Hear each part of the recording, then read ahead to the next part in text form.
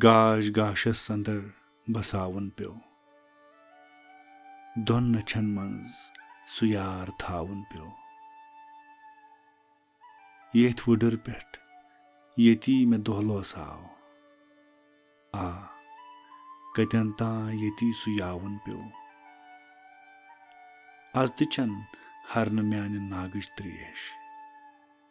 आज त वशी वचुक मे सावन प्यो दिस में दौलत गदा गरन सारी बस छन हुन तमा बचावन प्यो याद उतरिक जंगल येत अंदर यथ कुठिस मज दोहई में रावन प्यो गाश गाशस अंदर बसावन प्यो दोन नछन मज सु यार थावन प्यो।